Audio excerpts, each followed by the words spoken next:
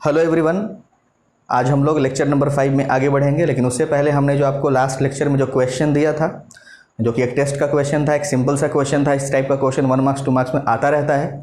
तो पहले उस क्वेश्चन का सॉल्यूशन देख लेते हैं, कैसे इसको सॉल्व करना था।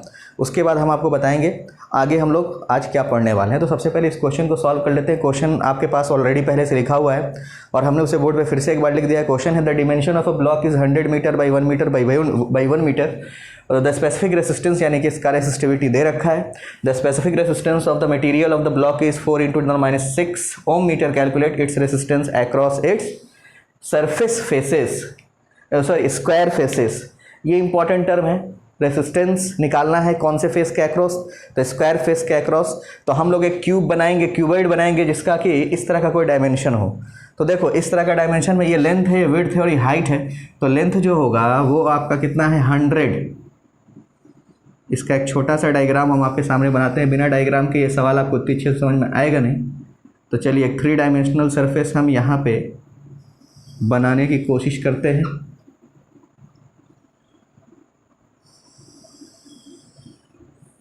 देखिए ये हमने एक ज्योमेट्री बनाया, एक ब्लॉक का ज्योमेट्री, जिसकी की लेंथ जो है ना L, वो है 100 मीटर। लेंथ हमने 100 मीटर क्यों लिया, तो इसका लॉजिक ये है कि आपको जो रेसिस्टेंस निकालना है वो स्क्वायर फेस। और स्क्वायर फेस कौन सा होगा, जिसका लेंथ विड्थ बराबर हो, विड्थ हाइट बराबर हो। तो ये 1 मीटर हो जाएगा और ये भी कितना हो जाएगा, 1 मीटर। ठीक है, तो यही हो गया हमारा एरिया ऑफ क्रॉस सेक्शन और वो हो गया लेंथ। और चूंकि हमें निकालना क्या है, सॉल्यूशन, रेसिस्टेंस का फॉर्मूला होता है रो एल बटा ए। देखो जब कभी भी ये फॉर्मूला हम यूज़ करते हैं रो एल बटा ए, तो कुछ लोगों ने जो आंसर दिया है तो एल और ए को चुनने में गलती की। हमेशा याद रखिएगा, आपको लेंथ या एरिया किसे चुनना है उसके बारे में क्वेश्चन में दिया हुआ रहेगा। तो एरिया आपका कौन सा फेस है, स्क्वायर फेस है। स्क्वायर का मतलब जिसका डायमेंशन बराबर हो, मतलब एरिया ये होगा और बाकी जो बचा वो क्या है, लेंथ है। और वो रेसिस्टिविटी दे रखा है इतना। तो बिल्कुल एक लाइन में ये सवाल बन जाने वाला था, क्योंकि इस टाइप का क्वेश्चन 1 मार्क्स में आएगा चाहे किसी भी बोर्ड में हो। लेंथ कितना, 100 मीटर। ठीक है, ये ओम मीटर और आपका 1 मीटर बाई 1 मीटर हमारा क्या हो गया, आपका एरिया हो गया। तो देखो ये मीटर, ये मीटर, ये मीटर, ये चारों मीटर कैंसिल हो गया। 10 का पावर +2 और ये -6, तो बचेगा क्या, 4 × 10⁻⁴। तो सिंपल से इसका आंसर था रेसिस्टेंस इतना ओम होगा। बहुत लोगों ने सही आंसर दिया और हर बार की तरह हम आपको सही आंसर देने वालों का नाम बता देते हैं। तो सही आंसर बताने वालों के नाम है निशु, अनु, मानसी, स्वीटी, शिखा, जया, नेहा, सोनाली, हर्षिता मौर्य, काजल, शुभम, साहित्य, प्रिंस, खुशी, मधु, खुशी का दो जगह नाम है, मतलब 2 खुशी है यहाँ पे, ऋषभ, गौतम, अनीशा, अनुराधा, सेजल एंड स्नेहा नंदन, नेहा। ठीक है, नेहा पहले भी शायद मैंने बोला था। तो ये सारे वो नाम हैं जिनका आंसर बिल्कुल करेक्ट था। कुछ लोगों ने जवाब दिया तो थोड़ा वो नियरली मतलब सही थे, लेकिन उतना एक्यूरेट सही नहीं था। जो सबसे पहले मुझे राइट आंसर मिला वो आंसर निशु गुप्ता का था।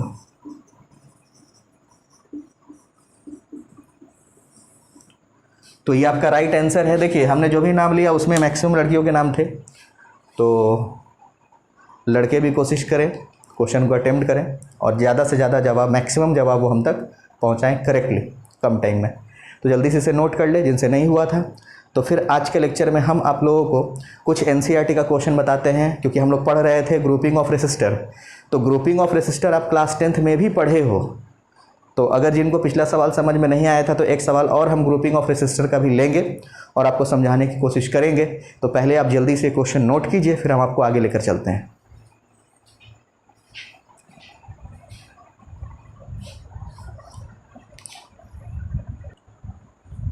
देखिए बोर्ड पे एक नया क्वेश्चन है, find the equivalent resistance between point A and सी।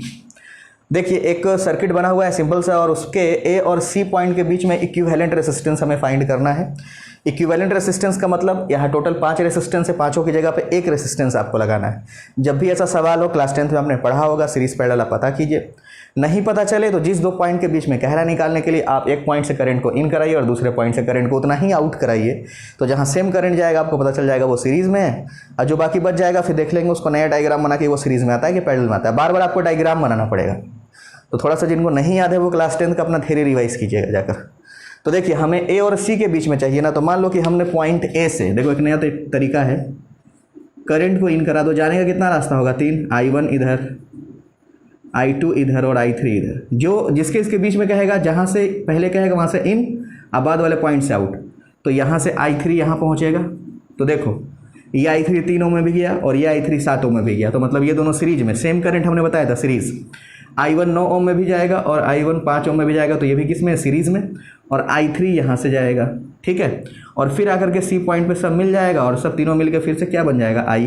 तो जितना यहाँ से इन कराना कंजर्वेशन ऑफ चार्ज से, उतना ही क्या करा देना? आउट। तो अब आपको क्लियरली दिख रहा है कौन सीरीज में है और कौन पैरेलल में है। तो सीरीज पैरेलल जब आपको दिख जाए तो आप एक नया डायग्राम बनाना शुरू कर दें। देखो 9 ओम और 5 ओम सेम करंट गया सीरीज में, तो सीरीज में डायरेक्ट जोड़ते हैं, तो 9 और 5 14, यानी ए और सी वाया बी, अगर बी से होते हुए जाए तो 9 और 5 14 ओम यहाँ पे हम लगा सकते हैं, ठीक है। यानी उसको चलो हम ऐसे बना देते हैं, ये रहा हमारा ए, और बी से होते हुए हम सी पे चले गए, 9 और 5 14 ओम, ठीक है। देखो ए और सी के बीच में और है कितना? 10 ओम।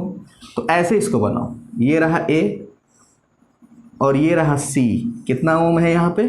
10 ओम। वो वेट कर रहा है हमारा। और फिर से अब जाओ ए से डी होते हुए सी जाओ, तो देखो तो जरा, ए से डी में भी I3 करंट और डी से सी में भी I3 करंट, फिर से दोनों सीरीज में है, तो 7 और 3 फिर से क्या हो जाएगा? 10। तो फिर से ए और सी के बीच में कितना लगेगा? 10। किसी का मन होगा तो वो आकर के इनको, इस पॉइंट को भी ए मान सकता है, इसको भी सी मान सकता है। देखो इसलिए क्योंकि यहाँ बीच में कोई रेसिस्टर नहीं है, तो अगर ये पॉइंट ए है तो ये भी पॉइंट ए, तो ये भी पॉइंट ए, तो ये भी पॉइंट सी, तो इधर से सी, बीच में कुछ है नहीं, सेम पॉइंट है। तो अब देखिए तो ज़रा ए और सी के बीच में 3 रेसिस्टर है ना, और आपको दिख रहा होगा कि वो जो कॉम्प्लिकेटेड सर्किट था वो 3 पैरेलल सर्किट में चेंज हो गया। 3 पैरेलल रेसिस्टर्स है, तो ये अब तीनों किस में है? पैरेलल में है। तो सो नेट इक्विवेलेंट रेसिस्टेंस अगर निकालोगे, that is 1/R equivalent is equals to कितना होगा? अगर हम इसको R1 मान लें, इसको अगर हम R2 मान लें और इसको R3 मान लें, तो इन दोनों तीनों का रेसिप्रोकल सम होगा, रेसिप्रोकल, ठीक है। बिल्कुल मतलब क्लास 10th वाली चीज़ आपको प्रैक्टिस करा रहे हैं, ये सब आपने क्लास 10th में किया हुआ है, तो थोड़ा सा हम यहाँ पे रिव्यू करा रहे हैं आपको, ताकि आपको आगे क्वेश्चन बनाने में जब हम डायरेक्ट सीरीज पैरेलल लेंगे तो आपको दिक्कत नहीं होना चाहिए। आगे बहुत सारे सवालों में हम डायरेक्ट सीरीज पैरेलल लेंगे, ठीक है। 1/10 + 1/10 + 1/14, यहाँ से एलसीएम कितना हो जाएगा? मान लीजिए 140 एलसीएम है, तो यहाँ से कितना बचेगा? 14, यहाँ से भी 14 और यहाँ से कितना बचेगा? 10। 14 14 28 और 10 कितना हो गया? 38/140। इसको अपना आप सॉल्व कीजिएगा, चूँकि हमको R इक्विवेलेंट चाहिए तो हम उस चीज़ को उल्टा कर देंगे, 140/38 ओम, यही हमारा क्या हो जाएगा यहाँ पे? आंसर। तो बहुत ही सिंपल है, फिर से समझिएगा। जिन दो पॉइंट के बीच में हमें इक्विवेलेंट निकालना था, हमने एक जगह से करंट इन कराया, दूसरे से आउट कराया। जहाँ सेम करंट गया वो सीरीज़ में, और जहाँ सेम करंट नहीं गया, सेम पोटेंशियल जिसका हो गया, देखो ए सबका पोटेंशियल डिफरेंस सेम है, तो पैरेलल में पोटेंशियल सेम होगा, सीरीज में करंट सेम होगा। इस लॉजिक से भी आप सीरीज पैरेलल कर करके उसका इक्विवेलेंट फाइंड कर सकते हैं। इक्विवेलेंट अगर आपको फाइंड करने नहीं आएगा तो आप अच्छे क्वेश्चन सॉल्व नहीं कर पाइएगा, क्योंकि क्लास 12 के लेवल में आपको इस टाइप का ईजी सर्किट नहीं मिलेगा, आपको कुछ ऐसा सर्किट मिलेगा जहाँ आपको सीरीज पैरेलल पता ही नहीं चलेगा। तो हम लोग आज कुछ मेथड पे भी बात करेंगे कि कैसे सीरीज पैरेलल पता किया जाता है कॉम्प्लिकेटेड सर्किट में। तो आप जल्दी से इस क्वेश्चन को नोट कर लीजिए। तो अभी हम आपको एनसीईआरटी का कुछ क्वेश्चन दिखाते हैं जो इसी टाइप का सिंपल क्वेश्चन है।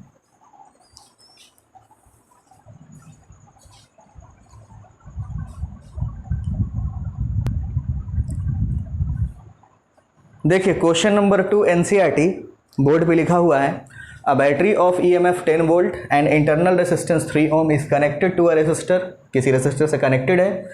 If the current through the circuit is 0.5 ampere, what is the resistance of the resistor? What is the terminal voltage of the battery? देखिए कल हम पिछले लेक्चर में हमने आपको cell internal resistance, terminal potential difference और EMF के बारे में बताया था. उससे रिलेटेड ये सवाल है, तो इस सवाल को लेना थोड़ा ज़रूरी है. तो इसका एक छोटा सा डायग्राम मान लेते हैं. हमारे पास में कोई रेसिस्टेंस है, ऐसे रेसिस्टेंस का ही सिंबल होता है, और इसको किसी सेल से किसी बैटरी से कनेक्ट कर दो अगर, तो इसका अपना इंटरनल रेसिस्टेंस भी तो है ना. तो इंटरनल रेसिस्टेंस को बगल में छोटा सा बना दीजिए, ठीक है, स्मॉल r. और रेसिस्टेंस तो हमें फाइंड ही करना है. देखो सर्किट में करंट दे दिया है, कितना करंट फ्लो हो रहा है, तो 0.5 एम्पियर, ये इंपॉर्टेंट डेटा है, ठीक है. और इंटरनल रेसिस्टेंस जो है वो 3 ओम है, और EMF 10 वोल्ट है. इस बैटरी का जो EMF है वो कितना है, 10 वोल्ट, ठीक है. और आपको टर्मिनल पोटेंशियल डिफरेंस भी फाइंड करना है, R भी फाइंड करना है और V भी. टर्मिनल पोटेंशियल डिफरेंस को V से डिनोट करते हैं, EMF को 10 कैपिटल E से. हमने आपको डिफरेंस समझाया था. EMF कब लीजिएगा, जब बैटरी बिल्कुल फ्रेश होगा. बाजार से खरीद के लाए 10 वोल्ट का बैटरी है, लेकिन जब इससे करंट लेना चालू करते हैं, सर्किट को क्लोज करते हैं, तो बैटरी का वोल्टेज कम हो जाता है, क्योंकि कुछ ना कुछ पोटेंशियल ड्रॉप हो जाता है उस बैटरी के अंदर ही. तो अब हम लोग बारी बारी से क्वेश्चन को सॉल्व करना शुरू करते हैं. डाटा आपके सामने लिखा हुआ है, फिगर भी है. सबसे पहले ना देखो, तो इस सर्किट में अगर हम करंट लिखना चाहेंगे, ओम्स लॉ यूज करेंगे. तो अकॉर्डिंग टू ओम्स लॉ, यहां बहुत बेहतर तरीके से समझिएगा, I इक्वल्स टू होता है, ठीक है, E यानी कि वोल्टेज, अब बटा में नेट रेसिस्टेंस. तो नेट रेसिस्टेंस देखो तो कैपिटल R और स्मॉल r दोनों सीरीज में है ना. जितना करंट इसमें गया है 0.5 एम्पियर, उतना ही करंट 0.5 एम्पियर इस स्मॉल r में भी आएगा, दोनों सीरीज में. तो net resistance R plus R. अगर हम EMF कितना मान के चल रहे हैं, 10 वोल्ट, ठीक है. तो देखिए तो ज़रा यहाँ से हमें कैपिटल R का वैल्यू कैलकुलेट हो जाएगा. तो क्या हो जाएगा यहाँ से, IR plus IR equals to E, ठीक है. करंट है कितना यहाँ पे, तो करंट तो चलो हमारा कॉमन है. तो अगर यहाँ से देखा जाए, क्योंकि हमको कैपिटल R निकालना है, तो हो जाएगा E minus IR divided by I. तो E की वैल्यू कितनी है, 10, माइनस करंट कितना है 0.5 इंटू 3 यानी कि 1.5, ये हो गया, और फिर से 0.5. तो चलिए इन सबको सॉल्व करके देख लीजिए. इन सभी को सॉल्व कीजिएगा तो आपका आंसर आता है 17 ओम. 17 ओम आपका यहाँ पे क्या आ जाएगा, आंसर. ठीक ही तो है. ये कितना हो गया आपका, 1.5 हो गया, 0.5 हो गया, ठीक है, 17 ओम आएगा. अब देखो हमें कैपिटल R का वैल्यू तो मिल गया 17 ओम, ठीक है. अब हमको निकालना है टर्मिनल वोल्टेज. तो हमने आपको फॉर्मूला समझाया था, E बराबर होता है V प्लस IR. ये फॉर्मूला हमने रिलेशन आपको लिखवाया था, जहाँ E EMF है और ये टर्मिनल पोटेंशियल डिफरेंस. आप इसको ऐसा भी समझ सकते हैं. देखो क्यों ये IR क्या होता है वहाँ पे, तो हमने आपको बताया था यही होता है वोल्टेज का लैग. आप इस सर्किट से समझिएगा. देखिए I करंट इसको भी मिला, I करंट इसको भी मिला, और ये रेसिस्टेंस तो बैटरी के अंदर का है, ये स्मॉल r जो रेसिस्टेंस वो बैटरी के अंदर का है. तो देखो रेसिस्टेंस से 3 ओम, करंट कितना जा रहा है, I. तो वोल्टेज बराबर फॉर्मूला होता है IR, यानी इतना करंट और इतना रेसिस्टेंस, इतना वोल्टेज, तो ये बैटरी अपने अंदर ही खा जाएगा, यानी कि वोल्टेज का ड्रॉप हो जाएगा. इतना वोल्टेज वो आपको मिलेगा नहीं, वो बैटरी को ओवरकम करने में रेसिस्टेंस को, इंटरनल रेसिस्टेंस को, वो चला जाएगा. जो भी वोल्टेज मिलेगा आपको वो टर्मिनल वोल्टेज यानी कि V मिलेगा. बैटरी लाए थे 10 वोल्ट का, लेकिन मिलेगा आपको ये V, क्योंकि I इंटू R इतना आपका लॉस है. तो आप लाए थे बैटरी E खरीद के बाजार से, लेकिन ये IR लॉस में चला गया, आपको मिलेगा क्या, तो ये V. यही V आपको निकालना है. तो इस V बराबर यहाँ से वैल्यू कितना हो जाएगा, E माइनस IR. और E का वैल्यू कितना दे रखा है, 10 माइनस 0.5, और R की वैल्यू कितनी है, 3. तो कितना हो गया, 1.5 इसमें चला जाएगा, कितना बचेगा, 8.5 वोल्ट. यानी जब आप इस सर्किट को क्लोज करोगे, है ना, जब आप इस सर्किट को क्लोज करोगे और जब आप इससे क्या लेना शुरू करोगे, वोल्टेज, तो वो कितना देगा, 8.5 वोल्ट. तो क्लोज्ड कंडीशन में ये होगा, ओपन कंडीशन में ये होगा. ठीक है. तो आप इस क्वेश्चन को अच्छे से नोट कर लीजिए. आंसर आपका बिल्कुल सही है. आप इन दोनों वैल्यूज़ को नोट कीजिए, तो फिर हम आपको बताते हैं. आगे एक और क्वेश्चन जो शायद आपने पूछा था 3.8 टेम्परेचर वाला, तो वो हम सॉल्व कर देते हैं. इसको आप नोट कर लो.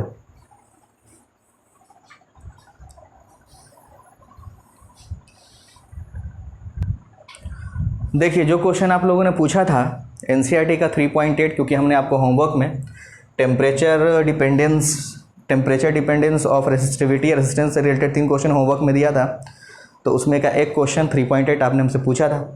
इसमें थोड़ा सा चेंज है, इस कारण शायद आपको कुछ परेशानी इसमें हो रही हो। क्वेश्चन कहता है a heating element using nichrome connected to a 230 volt supply draws an initial current of 3.2 ampere. शुरुआत में करंट कितना है 3.2 ampere, which settles after a few second to a steady value of 2.8 ampere. बाद में current होता है 2.8 ampere. What is the steady temperature of the heating element if the room temperature is 27 degree Celsius. Temperature coefficient आपको दे रखा है। देखिए सवाल easy है, थोड़ा सा इसमें लॉजिक यूज़ करना था, तो सिंपल है। देखिए इसमें करना कुछ नहीं है।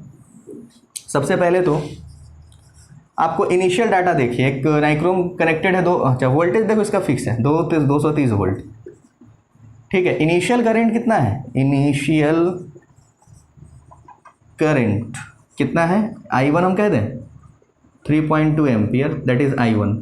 तो अगर ये शुरू का करंट है तो इनिशियल रेसिस्टेंस तो हम निकाल सकते हैं यहाँ से, दैट इज R1।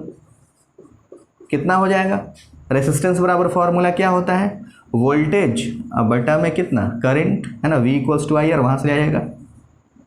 कोई दिक्कत है, V बटा में I रेसिस्टेंस बराबर, तो आप इसको सॉल्व कर लेना। इतना ओम आपका इनिशियल रेसिस्टेंस हो जाएगा। सिर्फ आपको लॉजिक बता दे रहे कैसे आपको सॉल्व करना है। बाद में कहता है आपका करंट कितना हो गया 2.8 एम्पियर। फाइनल जो करंट है ना वो हो जाता है 2.8 एम्पियर। कुछ देर के बाद करंट सेटल होकर कितना हो गया 2.8 एम्पियर, दैट इज I2।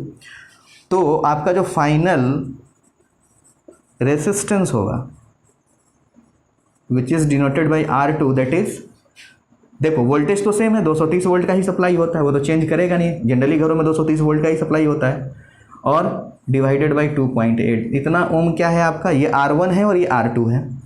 और इनिशियल टेम्परेचर हमें दे रखा है T1 कितना दे रखा है 27 डिग्री सेल्सियस। T2 हमसे पूछा गया है, और टेम्परेचर कोफिशिएंट जिसको कि हम अल्फ़ा कहा करते थे वो दिया हुआ है 1.70 इंटू 10⁻⁻⁴ पर डिग्री सेल्सियस या पर केल्विन में, वो तो हमने आपको यूनिट बता दिया था। तो एज वी नो हमने आपको ये फॉर्मूला समझाया था, R2 minus R1 change in resistance is equals to R1 initial resistance पे डिपेंड करता था into alpha into change in temperature that is T2 minus T1। अब आपको यहाँ से सारा डाटा गिवन है, सिर्फ आपको T2 कैलकुलेट करना है। तो फॉर्मूला क्या बनेगा हमारा, सो देख लीजिए आप यहाँ से T2 बराबर फॉर्मूला आपका बनेगा R2 minus R1 divided by R1 into alpha अब प्लस का T1। ये फॉर्मूला आप यूज़ कीजिए, ठीक है। अब सारी वैल्यूज़ यहाँ पे है, R1 भी है, R2 भी है, T1 भी है, अल्फ़ा भी है। रखिएगा T2 का वैल्यू आप इजीली कैलकुलेट कर सकते हैं। चेंज यहाँ पे था, ओम्स लॉ लगा करके रेसिस्टेंस निकालना था, फिर आप वो फॉर्मूला यूज़ कर पाते हैं, ठीक है। तो ये आपका होमवर्क का क्वेश्चन था जो आपसे शायद सॉल्व नहीं हुआ था, आप इसका आंसर कैलकुलेट कर लीजिएगा। एक बात और, अगर होमवर्क में कुछ क्वेश्चन दिया जा रहा था उसको कर करके अपना प्रैक्टिस मजबूत रखिए, ताकि आपको एग्ज़ाम में डायरेक्ट काम आए। क्योंकि एग्ज़ाम हो सकता है कि आपके अपने समय पे हो, तो फिर ये नौबत नहीं आए कि हमने क्वेश्चन प्रैक्टिस नहीं किया हुआ है। एक क्वेश्चन हम बता के 2-4 क्वेश्चन आप प्रैक्टिस कीजिए, आपको आगे काम आएगा। एक सवाल एनसीईआरटी का और हम लेते हैं सर्किट से रिलेटेड, फिर हम लोग आगे बढ़ेंगे। जल्दी से इसको सॉल्व कर लीजिए।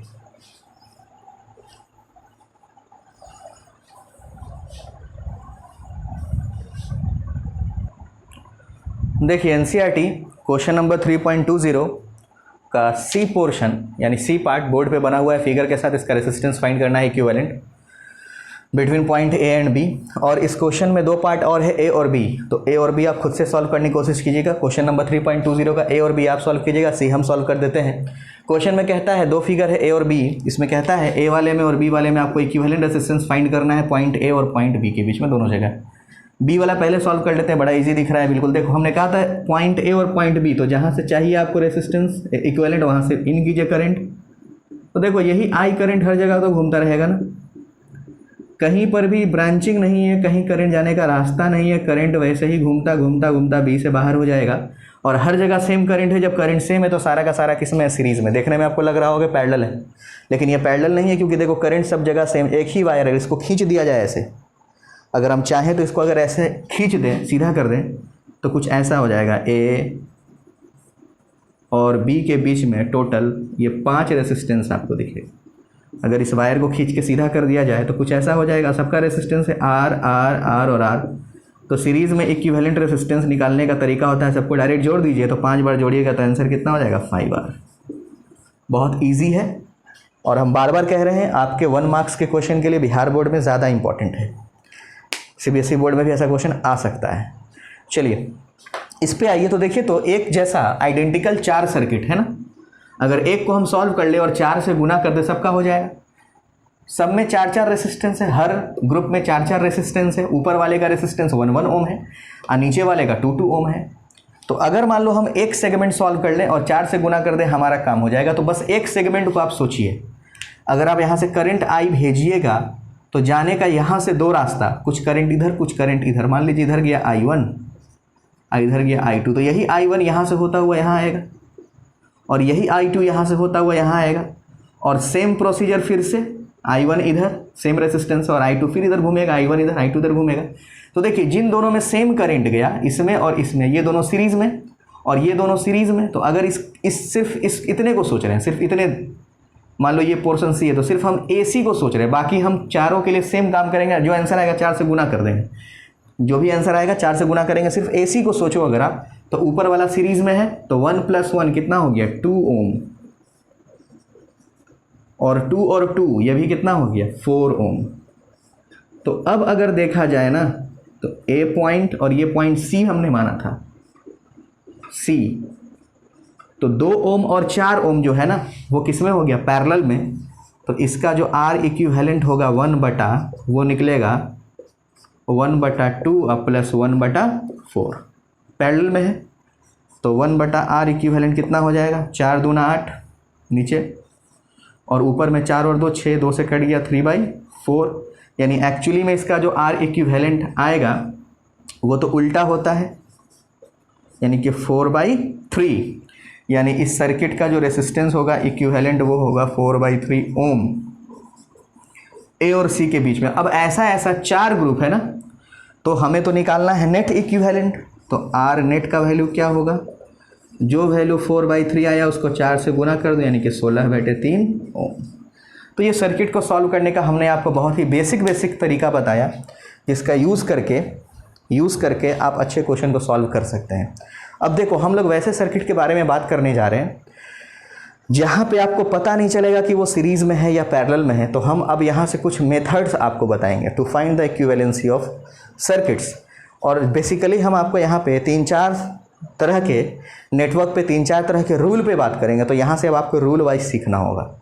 सबसे पहला रूल हम लेंगे, इक्विपोटेंशियल मेथड से हम लोग इक्विवेलेंट रेसिस्टेंस फाइंड करेंगे।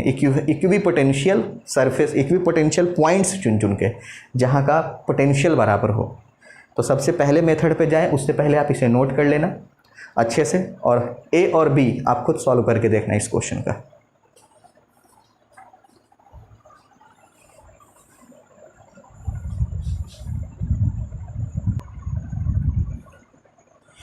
देखिए अब हम लोग बात करेंगे how to find the equivalent resistance of complex circuits. अभी तक जितना भी सर्किट आपने देखा वो बड़ा ही इजी सर्किट था, ज़्यादा कुछ दिमाग लगाना नहीं था। क्लास 10th का कॉन्सेप्ट और अभी तक का कॉन्सेप्ट आपका बिल्कुल मैच था, कहीं कोई डिफरेंस नहीं था। अब कुछ अलग अलग कॉन्सेप्ट पर हम लोग बात करेंगे, जो कि आपके 12th का मेथड है ना। इससे सवाल किसी भी बोर्ड में आ सकता है और कंपटीशन में भी सवाल यहीं से आता है, तो अच्छे से सीखिएगा। अब हम आपको बताने जा रहे हैं methods for finding equivalent resistance of complex circuit. बहुत सारे मेथड यहाँ पे आएंगे। सबसे पहला जो हमारा मेथड है, सबसे पहला मेथड जो है वो है पोटेंशियल मेथड, सिर्फ इसको पोटेंशियल मेथड भी बोलते हैं। और सारे मेथड्स को हम समझाएंगे आपको एग्जाम्पल दे करके, कोई इसका थ्योरी नहीं है कि हम उसको लिखाएंगे। हम आपको डिफरेंट सर्किट खींचेंगे और आपको बताना पड़ेगा, आपको सोचना पड़ेगा यहाँ कौन सा मेथड अप्लाई होगा। जैसे मान लो कि हमने क्वेश्चन लिया है, ठीक है, क्वेश्चन से ही स्टार्ट होगा, स्टार्टिंग जो भी होगी वो क्वेश्चन से ही होगी। और क्वेश्चन तो आपका फिक्स है, find equivalent resistance between point A and B. चलिए, एक सिंपल सा सवाल है, ए और बी के बीच में इक्विवेलेंट रेसिस्टेंस फाइंड करना है। और सर्किट जो है ना हमारा वो कुछ ऐसा है, रेसिस्टेंस का वैल्यू कुछ भी हो सकता है यहाँ पे, है ना, कुछ भी हो सकता है। हम अपने आसानी के लिए सभी का वैल्यू आर आर और आर लेते हैं। अगर यहाँ पे कोई इक्विवेलेंट निकालना चाहे, है ना, अगर कोई यहाँ पे इक्विवेलेंट निकालना चाहे तो आसानी से निकाल सकता है। सीरीज में दिख रहा है आर आर आर 3R, कोई तो दिक्कत है नहीं। तो अब एग्जाम में आपके 12th के आप स्टूडेंट है, इतना इजी क्वेश्चन तो आएगा नहीं कि देखे बिल्कुल सीरीज पैरेलल समझ में आ जाए, और इतना आसान तो 10th में भी सवाल नहीं रहता है। करेगा क्या, देखो यहाँ पे उसने लिया एक वायर और आपकी सारी परेशानी यहाँ से अब बढ़ जाएगी। इधर लगाया, एक वायर लिया यहाँ से और इधर लगाया, ठीक है। अब आपको यहाँ ना सीरीज समझ में आएगा और ना पैरेलल, तो आप क्या मेथड यूज़ कीजिएगा, इक्वी पोटेंशियल मेथड। जरा सीखिएगा अच्छे से इस मेथड को कैसे यूज़ करते हैं।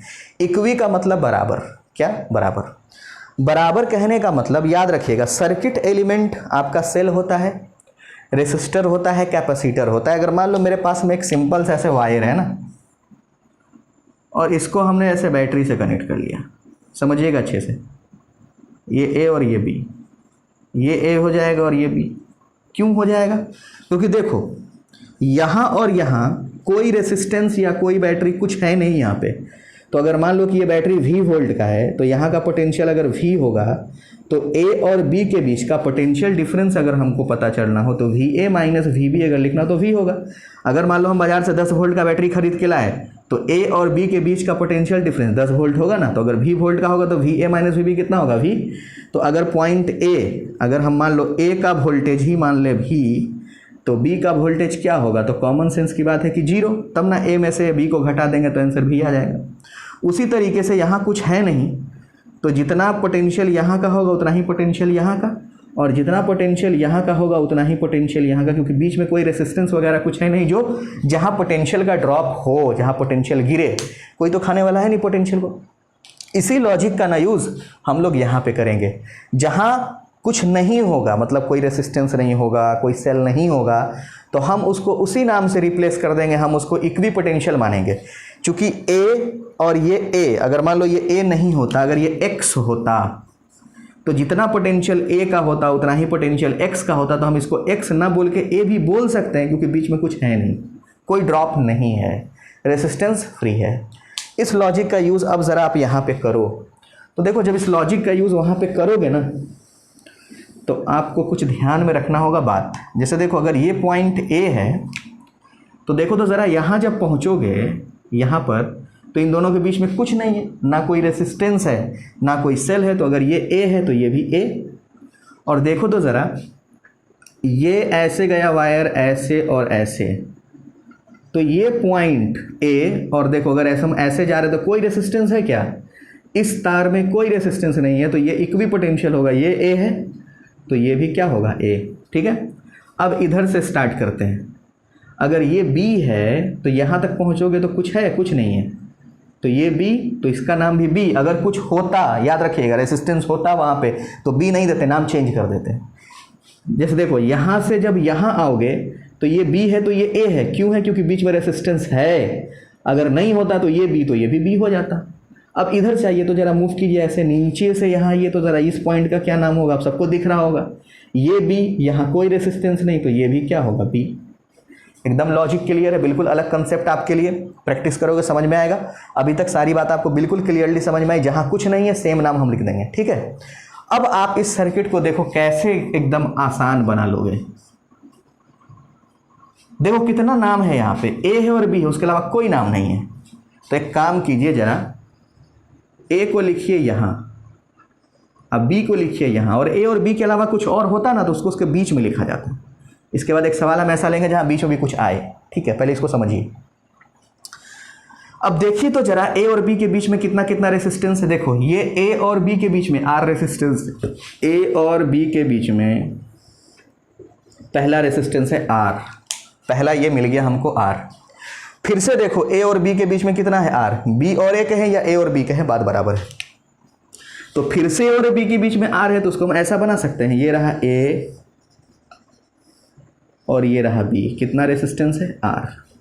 तो चलिए ये वाला भी लिख दिए, ये वाला भी लिख दिए। फिर से देखो ए और बी के बीच में कितना है आर, तो फिर से ए और बी के बीच में कितना है आर। तो जो आपको सीरीज में लग रहा था देखने में, वो उसको अगर सॉल्व किया जाए तो वो है किस में, पैरेलल में। तो कभी भी ऐसा सवाल देख के डायरेक्ट सीरीज में लिख के 3R मत मार दीजिएगा, ये पहले लॉजिक लगाइएगा, उसके बाद उसको थोड़ा सॉल्व करके, उसको थोड़ा सा सिंप्लीफाई करके ऐसा सर्किट बनाइएगा, मॉडिफाई कीजिएगा यूजिंग इक्विपोटेंशियल मेथड। अब ये सब का सब किस में है, तो ये सब का सब किस में है, पैरेलल में। तो 1/R इक्विवेलेंट हो जाएगा 1/R plus 1/R plus 1/R, that is 3/R। Parallel में तो उल्टा हो जाता है, तो R इक्विवेलेंट जो होगा ना वो होगा R/3। तो अब ज़रा समझिए कि इक्विपोटेंशियल मेथड कहाँ लगाते हैं। तो याद रखिएगा इक्विपोटेंशियल मेथड का यूज़ हम लोग वहाँ पे करते हैं जहाँ पे हमें अननेसेसरी बहुत सारा वायर दिया हुआ है, और उन वायर्स में ना तो बैटरी लगा हुआ है, ना ही कोई कैपेसिटर लगा हुआ है, ना ही कोई रेसिस्टर लगा हुआ है, मतलब वो एकदम सिंपल एक वायर खींचा हुआ है। तो उस सर्किट को सुलझाने के लिए, मॉडिफाई करने के लिए आप किसका यूज़ कीजिएगा, इक्विपोटेंशियल। नाम देते देते आगे बढ़िएगा, जहाँ चेंज ना हो सेम नाम आप आगे बढ़ाते रहिएगा, सर्किट आपका मॉडिफाई हो करके कुछ ना कुछ चेंज हो जाएगा और आपको फाइनली आंसर मिल जाएगा। क्लियर है?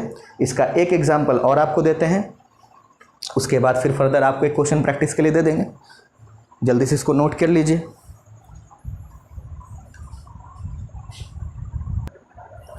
देखिए आपके सामने बोर्ड पे एक क्वेश्चन और हमने रखा है जहाँ पे हमें यूज़ करना पड़ेगा इक्विपोटेंशियल मेथड। और मैं आपको बता दूँ ये एक सर्कल है, इस सर्कल में 4 रेसिस्टेंस लगा हुआ है। क्वेश्चन है find equivalent resistance between point A and B, और 4 रेसिस्टेंस है 8 ओम, 8 ओम, 4 ओम और 12 ओम।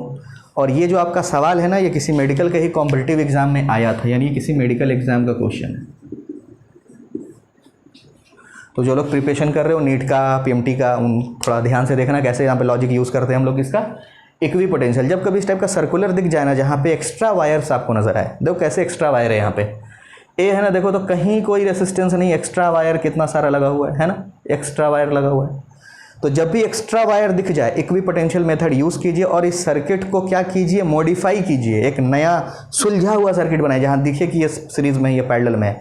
यहाँ कुछ लॉजिक नहीं पता चल रहा है सीरीज़ में है या पैरेलल में है। क्या यूज़ करेंगे लॉजिक, इक्विपोटेंशियल मेथड। कैसे यूज़ करेंगे हमने बताया, जहाँ कोई रेसिस्टेंस, कोई सेल, कोई कैपेसिटर नहीं है, कोई भी सर्किट एलिमेंट नहीं है, आप वहाँ सेम नाम लेते हुए आगे बढ़ जाइएगा, सेम नाम। ठीक है, देखो कैसे, ये पॉइंट ए है और यहाँ से ये जंक्शन जो आया जहाँ से करंट बढ़ सकता है, इधर उधर जा सकता है, हमेशा याद रखना जंक्शन को नाम देते हैं हम लोग। तो ए के बाद ये जो पॉइंट मिला जहाँ से करंट डिस्ट्रीब्यूट हो सकता है, यहाँ से यहाँ के बीच में कोई रेसिस्टेंस तो है ही नहीं।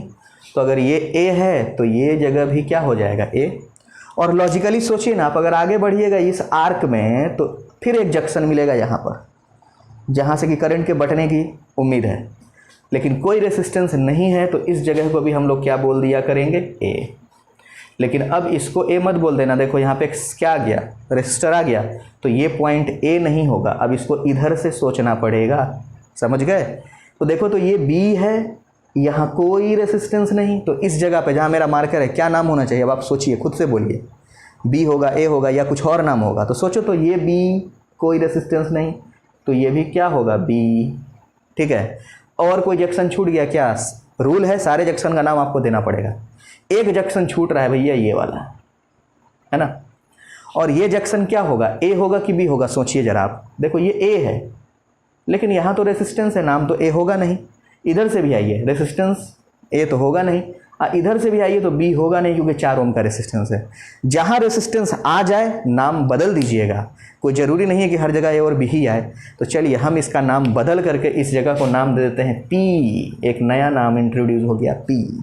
पिछली बार से ये सवाल थोड़ा अलग हो गया, पिछली बार हर जगह ए बी आ गया था, यहाँ पे क्या आया, एक नया नाम आया पी। अब जरा इसको रीड्रॉ करते हैं ना, तो देखिए इसको कैसे रीड्रॉ करेंगे। यहाँ पे इक्विवेलेंट किसके इसके बीच में निकालना है, ए और बी। तो लॉजिक ये है कि जिसके बीच में इक्विवेलेंट निकालना है उसको आप ना ऐसे लिख लेना, ए और बी, और जो एक्स्ट्रा पॉइंट आ गया, पिछली बार नहीं आया था इस बार आ गया, उसको ए और बी के बीच में रखिएगा। चाहे यहाँ तो एक ही आया है, हो सकता है कि सवाल में 2 भी आ जाए, तो उसको उसके बीच में रखना है। तो चलिए इसको हमने रखा इसके बीच में, दैट इज पी। ओके, अब एक काम करते हैं, अब देखते हैं 4 रेसिस्टेंस उसको कैसे सुलझा सकते हैं। देखिए तो ज़रा, ए और पी के बीच में 8 ओम, ए और पी के बीच में कितना है, 8 ओम। ए और पी के बीच में है 8 ओम, इनकी कहानी क्लियर। बी और पी के बीच में है 4 ओम, बी और पी के बीच में है 4 ओम, इनकी भी कहानी क्लियर, ड्रॉ हो गया। ए और पी के बीच में फिर से है 8 ओम, समझना यहाँ पे, फिर से 8 ओम। ए और पी के बीच में 8 ओम था ही, फिर से और पी के बीच में 8 ओम है। तो जहाँ पे पॉइंट कॉमन हो जाए, सबका पॉइंट कॉमन हो जाए, मतलब वो पैरेलल में है ना, वो दाहिना हाथ सबका ए पे है, देखो तो इसका भी ए पे है, एक हाथ ए पे, और दोनों हाथ पी पे, मतलब पैरेलल में। दाहिना बायां जब एक जगह हो जाए तो पैरेलल, यानी ए और पी के बीच में एक और रेसिस्टेंस ऐसे बनाना। ओके, दिखना चाहिए कि पैरेलल में है, दैट इज 8 ओम। अब कौन सा बचा भाई, ये भी हो गया। ए और बी के बीच में है 12 ओम। लीजिए, ए और बी के बीच में 12 ओम कैसे ड्रॉ करें, तो ऐसे ए से एक तार लिया और बी तक चले गए, दैट इज 12 ओम। ये सर्किट ऐसे मॉडिफाई हो जाएगा। अब आपको दिख रहा होगा कौन सीरीज़ है कौन पैरेलल है, कैसे इसे सॉल्व करना है, सॉल्व किया जाए। चलिए डायग्राम बना बना के इस सर्किट को सिंप्लीफाई करते हैं। देखिए इसका एक सिंपल सा डायग्राम इसके नीचे हम ड्रॉ करेंगे अभी। जस्ट देखिए तो ज़रा, ये और ये पैरेलल है, ये 8 ओम और 8 ओम, तो क्यों ना पहले इन दोनों को रिप्लेस कर दिया जाए, इन्हीं दोनों को रिप्लेस किया जाए। तो 1/8 प्लस 1/8 दैट इज़ 1/r होगा इन दोनों का। तो कितना हो जाएगा भाई, 2/8 दैट इज़ 1/4, यानी कि इन दोनों का रिप्लेसमेंट 4 ओम से हो सकता है। मतलब इन दोनों को चाहे तो 4 ओम से हटा सकते हैं। चलिए भाई, इन दोनों की जगह पे 4 ओम, क्योंकि दोनों पैरेलल में थे, 1/8 प्लस 1/8 रेसिप्रोकल करके ऐड किया, 4 ओम आया।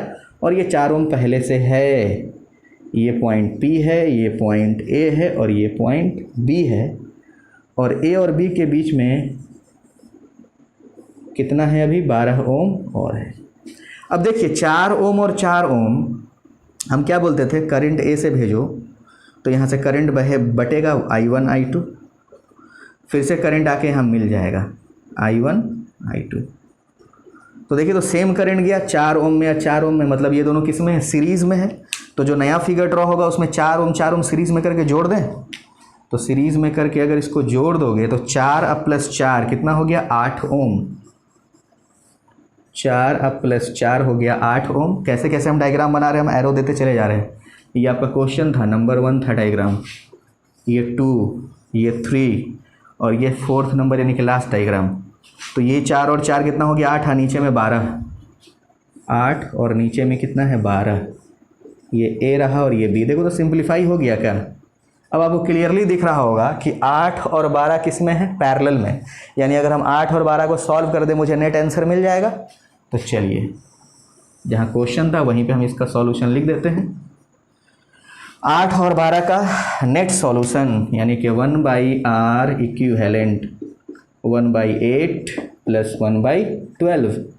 बहुत सिंपल है, r इक्विवेलेंट 1 बटा कितना आ जाएगा 96 और 12 8 20, यानी कितनी बार में चला गया 10/48 4.8।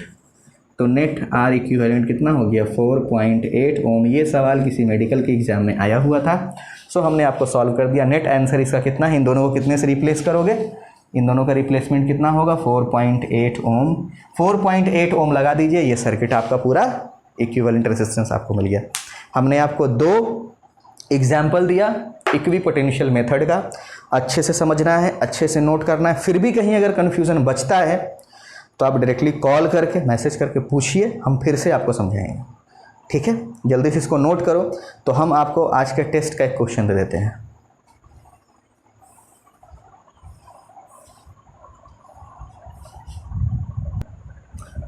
देखिए बोर्ड पे आपके सामने टेस्ट 2, टेस्ट 1 तो हो चुका था पहले लेक्चर में, 4th लेक्चर में, 6th लेक्चर का ये टेस्ट 2 का क्वेश्चन है। जल्दी से इसको सॉल्व करके आप हमें सेंड कीजिएगा। Calculate the effective resistance between point X and Y. X और वाई के बीच का इफेक्टिव रेजिस्टेंस कैलकुलेट करना है। 4 रेजिस्टेंस है, आर आर आर, और यहाँ नीचे वाले वायर में भी आर है, ये खाली वायर। फटाफट क्वेश्चन को नोट कीजिए, जल्दी से आंसर इसका भेजिए, इससे पता भी चल जाएगा कि आपको कितना ये मेथड समझ में आया।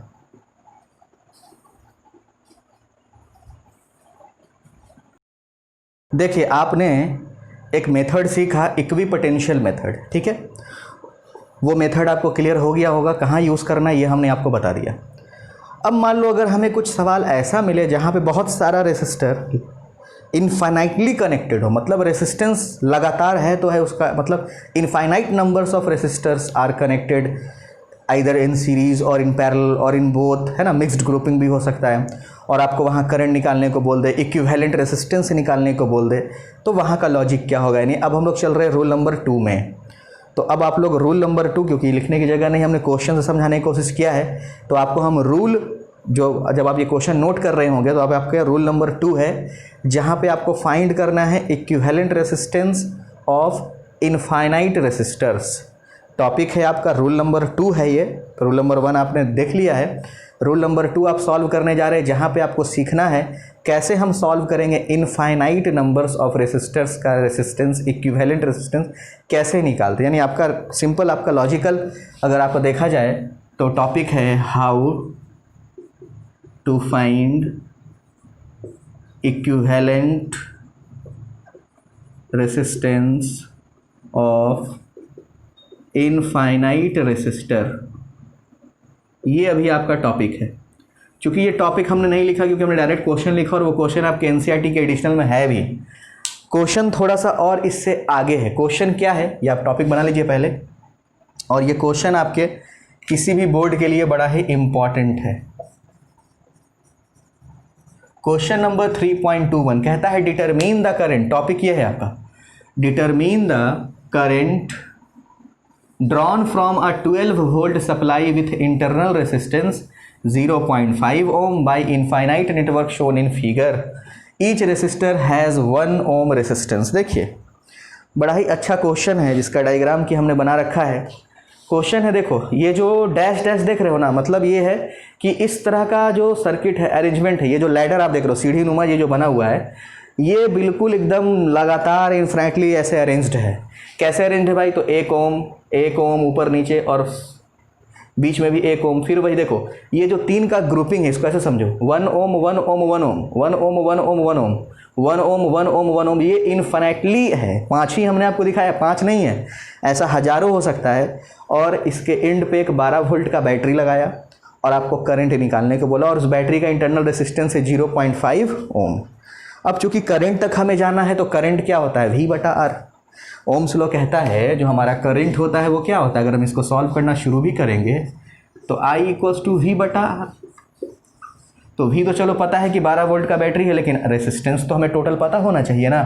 यानी हमें रेसिस्टेंस कैसा पता होना चाहिए, इक्विवेलेंट। इस पूरे सर्किट का इक्विवेलेंट रेसिस्टेंस निकाल के उसको V से डिवाइड करेंगे, करंट मिलेगा। यानी करंट खोजने का मतलब यह है कि अल्टीमेटली हमें इक्विवेलेंट रेसिस्टेंस खोजना पड़ेगा। और सवाल बिल्कुल अलग टाइप का है, इनफाइनाइट लैडर का क्वेश्चन अभी हमने सॉल्व नहीं किया है। यहाँ पे आप क्या लॉजिक यूज़ कीजिएगा। आज के इस लेक्चर में हमने आपको बहुत ज़्यादा रूल्स के ऊपर फोकस किया है और बताया है, तो हमने जो भी बातें आपको बताई है उसे ध्यान रखिएगा, किस लॉजिक को कहाँ यूज़ करना है। अब इनफाइनाइट वाले में क्या लॉजिक लगाइएगा, तो याद रखिएगा जब कभी भी इनफाइनाइट रेसिस्टर या इनफाइनाइट कैपेसिटर, हो सकता है कैपेसिटर होता है, का सवाल आपको मिले ना, तो आप इस तरह के सवाल को जब भी सॉल्व कीजिए तो सबसे पहले इन टोटल का इक्विवेलेंट अपने मन से कुछ मान लीजिए। समझ में आई बात आपको? हम अपने मन से ही इसका इक्विवेलेंट रेसिस्टेंस पहले ही मान लेंगे। जैसे मान लो सपोज, इतना लिखना पड़ेगा वो क्वेश्चन में, suppose the equivalent resistance of the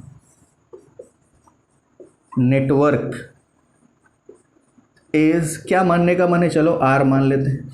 हमने ऑलरेडी पूरे का रेसिस्टेंस कितना मान लिया, आर। तो सिर्फ आर मान के छोड़ नहीं देना। देखो करना क्या, हमने इसका, हम देखो बैटरी नहीं बना रहे, सिर्फ हम रेसिस्टर से मतलब है, इसका हमने पहले ही रेसिस्टेंस अपने मन से कितना मान लिया, आर। ठीक है, अब इस आर का वैल्यू पता भी तो करना है। तो पता कैसे करोगे, समझो यहाँ पे देखो है क्या, तो 3-3 का ग्रुप बना हुआ है, 3-3 का सेट है हमारे पास, बहुत सारा इनफाइनाइट सेट, ऐसा 3-3 का इनफाइनाइट सेट है। तो देखो चूंकि इस पूरे सर्किट का इक्विवेलेंट रेसिस्टेंस हमने आर मान लिया है, तो अगर हम इस 3 का एक सेट लाके यहाँ और लगा दें तो इसके इक्विवेलेंट रेसिस्टेंस की वैल्यू पे कोई फर्क नहीं पड़ना चाहिए। फिर से समझिए, इस तरह के सवाल में पहले इक्विवेलेंट रेसिस्टेंस मान लेना है, और उस इक्विवेलेंट रेसिस्टेंस का वैल्यू कैलकुलेट कैसे होगा, तो जिस प्रकार का सेट यहाँ पे अरेंज है उसमें का एक सेट, सिर्फ एक सेट उठाकर यहाँ कनेक्ट कर दीजिएगा और लॉजिक लिखिएगा कि इस एक सेट से उसके इक्विवेलेंट वाले वैल्यू पे कोई फर्क नहीं पड़ना चाहिए। यानी इस बात को आपको लिखना पड़ेगा, if we connect one pair of set in its equivalent circuit पे अगर कनेक्ट करें, देन यही इसका लॉजिक है, यही इसको सॉल्व करने का तरीका है। It will not affect it's value, इसका वैल्यू पहले भी आर था, उसको लगाने के बाद भी आर ही रहेगा। तो चलिए भाई एक सेट उठाते हैं, एक सेट में क्या है, तो 1 ओम 1 ओम 1 ओम, इसी का ना सेट है। तो चलिए सेट लिया हमने, 1 ओम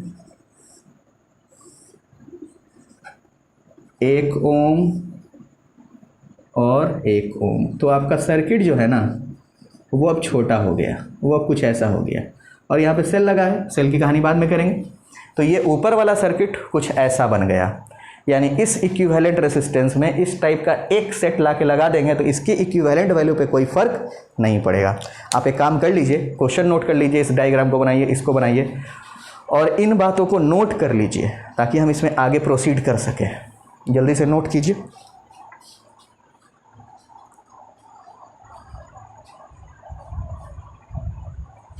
चलिए आप लोगों ने इसको नोट कर लिया होगा, बस इतना ही हम इसको यहाँ पे इरेज करेंगे, ज़्यादा नहीं, ताकि हमको थोड़ा जगह मिल जाए। डायग्राम शायद आपने बना लिया है। अब मेरा मेन डायग्राम वो है, हमें ऊपर वाले डायग्राम से कोई ख़ास मतलब है कि नहीं। अब देखो, अब सबसे पहले तो एक काम करते हैं, ये जो सर्किट हमने बनाया इसका इक्विवेलेंट खोजेंगे, ठीक है, और उसको किसके बराबर रखेंगे, आर के बराबर, क्योंकि इस पूरे का भी इक्विवेलेंट कितना होना चाहिए, आर। भले ही हमने आर में इसको जोड़ा है लेकिन उस आर पे कोई फ़र्क, अभी हमने लॉजिक बताया, एक सेट जोड़ने से उस पर कोई फ़र्क पड़ने वाला नहीं है। तो इस सर्किट का इक्विवेलेंट कितना होगा, तो देखो तो ज़रा, ये आर और ये 1 ओम किस में है, पैरेलल में है। ये आर और ये 1 ओम किस में है, पैरेलल में। तो देखो इसका हम एक और छोटा सा सर्किट नीचे बनाते हैं।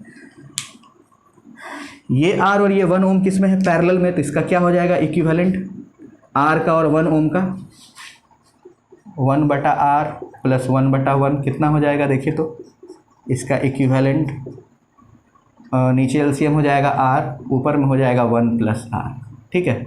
r इक्विवेलेंट चाहिए, इसको पलटिएगा तो कितना हो जाएगा r/1 + r। यानी अगर इन दोनों को हम हटाएं, ये दोनों पैरेलल में है ना, तो 1/r प्लस 1/1 का वैल्यू कितना आएगा, r डिवाइडेड बाई 1 + r। यानी इन दोनों का वैल्यू कितना होगा, r divided by 1 + r।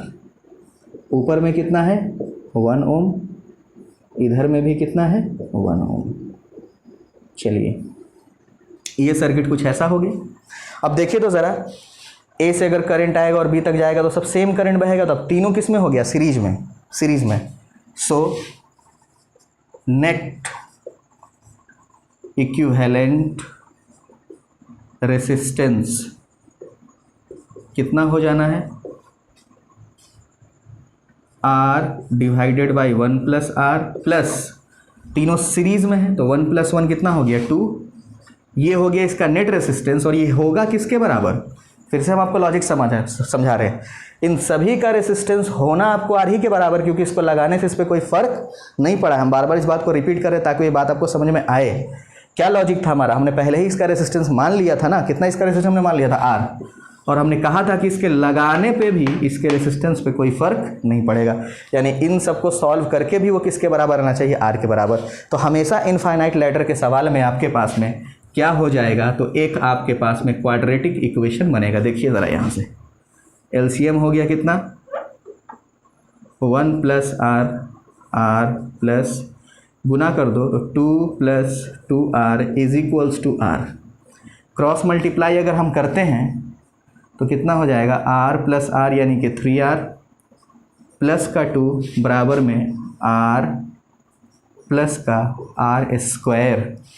Calculation अपना चेक करते रहिएगा। ये 3r उधर गया, माइनस का 2 भी गया तो माइनस का, यानी कि r² - 2r - 2 बराबर 0 बन गया। क्या आपके पास में एक ये बन गया एक क्वाड्रेटिक इक्वेशन। अगर इस क्वाड्रेटिक इक्वेशन को हम सॉल्व कर लेते हैं हमें r मिल जाएगा, यानी कि r इक्विवेलेंट मिल जाएगा। और जब r इक्विवेलेंट मिल ही जाएगा तो फिर हम तो करंट निकाल ही सकते हैं ना।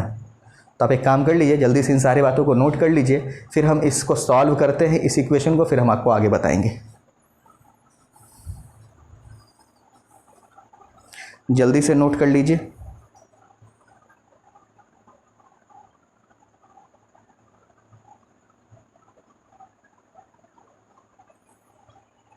चलिए इस क्वाड्रेटिक इक्वेशन को अब ज़रा हम लोग सॉल्व करते हैं ना। इस क्वाड्रेटिक इक्वेशन को ज़रा सॉल्व किया जाए तो आप सभी लोगों को क्वाड्रेटिक इक्वेशन का रूट निकालने का फॉर्मूला तो पता ही होगा। क्वेश्चन आपने नोट कर लिया है प्रोबेबली। चलिए देखिए, सर्किट का इक्वेशन क्या आया था भाई, r² - 2r - 2 ऐसा ही कुछ आया था बराबर 0। ये क्वाड्रेटिक इक्वेशन है। क्या होता है quadratic equation, ax² + bx + c बराबर 0। कोई भी इक्वेशन अगर इस फॉर्म में हो तो वो कैसा इक्वेशन कहलाता है, ये क्वाड्रेटिक इक्वेशन है क्लास 10th। और हर क्वाड्रेटिक इक्वेशन का 2 रूट होता है ना, अल्फ़ा और बीटा, अल्फ़ा या बीटा 2 रूट होता है जो कि x का वैल्यू देता है। यहाँ पे किसका वैल्यू देगा, r का। अल्फ़ा बीटा x का वैल्यू देता था, यहाँ किसका वैल्यू देगा, r का। क्या उसका फॉर्मूला होता था, आप सभी लोगों को याद होगा, -b + -√b² - 4ac divided by 2a। उस लॉजिक को ज़रा यहाँ पे पुट कीजिए आप, तो आपको क्या मिल जाएगा, अल्फ़ा या बीटा यानी रेसिस्टेंस मिल जाएगा आपको। अल्फ़ा बीटा किसकी वैल्यू, x की वैल्यू होती थी, यहाँ x जहाँ पे r है तो r मिलेगा, तो -b। देखो तो जरा b की जगह पे कितना है, -2। b की जगह पे कितना है हमारा, -2, और माइनस पहले से बाहर में है तो माइनस माइनस क्या हो जाएगा, +2। प्लस माइनस 2 रूट होना है। चलिए b² तो -2 का होल स्क्वायर -4 a की जगह पे देखो x a क्या है, a की जगह पे कुछ नहीं तो 1 है तो 1। c की जगह पे देखो तो -2 डिवाइडेड बाई 2a। 2a की वैल्यू कितनी है, 1। देखिएगा ज़रा यहाँ से सॉल्व कीजिएगा तो 2 प्लस माइनस ये कितना हो गया, 4 8 4 12 प्लस माइनस माइनस, अंदर में कितना बच गया, 12 डिवाइडेड बाई 2। ऊपर में से 2 कॉमन निकाल दो तो क्या बच जाएगा, 2 1 प्लस माइनस, अंदर में क्या बचेगा, 12 का होता है 2√3 और 2 कॉमन चला गया है बाहर तो सिर्फ बचेगा √3 डिवाइडेड बाई 2। 2 से 2 हमारा क्या हो गया, कैंसिल। तो रेसिस्टेंस का वैल्यू कितना हो गया, 1 + -√3। तो देखो क्वाड्रेटिक इक्वेशन है, 2 वैल्यू आना है, एक वैल्यू आना है 1 + √3 और दूसरा वैल्यू आना है 1 - √3। √3 कितना होता है, 1.73। तो अगर एक में से 1.73 घटाएंगे तो आंसर नेगेटिव में आएगा, और 1.73 जोड़ेंगे तो आंसर पॉजिटिव में आएगा। तो रेसिस्टेंस कभी नेगेटिव में तो होगा नहीं, तो नेगेटिव वाला को इग्नोर करेंगे। तो रेसिस्टेंस का वैल्यू कितना होगा, 1 + √3 और 1.73 यानी कि 2.73 ओम। यानी इस पूरे सर्किट का इक्विवेलेंट रेसिस्टेंस अब आपको निकालने आ गया। किस तरह से इनफाइनाइट सर्किट सॉल्व करते हैं ये आपको समझ आ चुका है। ठीक है, जल्दी से यहाँ तक नोट कर लीजिए। ये चलो एक काम करते हैं, हम इस साइड सॉल्व कर देते हैं। अब देखो तो ज़रा, ये जो हमारा सर्किट था ना, देखो लॉजिकली इन सारी बातों को आप नोट कर चुके हैं ऑलरेडी डायग्राम पर। इसका सेकेंड हिस्सा करंट वाला हम इधर सॉल्व कर देते हैं। ये तो है यहाँ पे सॉल्यूशन। याद रखिएगा नेगेटिव वैल्यू मत लीजिएगा। देखिए आर आ चुका है, यानी कि अब हमें रेसिस्टेंस मिल गया। यहाँ पर हमने एक 12 वोल्ट का बैटरी लगाया हुआ था, लेकिन उस 12 वोल्ट के बैटरी का अपना इंटरनल रेसिस्टेंस भी था। कितना था? 0.5 ओम, और ये 12 वोल्ट। आर का वैल्यू कितना आ चुका है? 2.73। तो देखिए करंट बराबर आई बराबर, यहाँ तो देखो तो ये कैपिटल आर एक्सटर्नल रेसिस्टेंस और ये इंटरनल रेसिस्टेंस, ये दोनों के दोनों सीरीज में है। तो नेट रेसिस्टेंस कितना हो जाएगा? वैल्यू होता है V बटा R प्लस R। तो V है 12 वोल्ट, R का वैल्यू है 2.73, अब प्लस 0.5। तो करंट बराबर I बराबर 12 डिवाइडेड बाई कितना हो गया? 7 और 5 12, यानी कि 2 और 1 3, 7 5 12, 3.23 हो जाएगा। सही जा रहे हैं? इतना क्या? एम्पियर। यही हमारा फाइनली क्या हो जाएगा? आंसर। ठीक है, इसे आप लोग सॉल्व करके देख लेना, ये शायद आपका आंसर आ जाएगा लगभग 3.73 एम्पियर। 3.73 एम्पियर। तो देखो लॉजिक आपको समझ में आ गया। सबसे पहले हमने इनफाइनाइट लैडर को सॉल्व किया। इनफाइनाइट लैडर सॉल्व होके इक्विवेलेंट रेजिस्टेंस 2.73 आया। फिर वो इनफाइनाइट लैडर एक ऐसे बैटरी से जुड़ा हुआ था जिसका अपना भी इंटरनल रेजिस्टेंस था।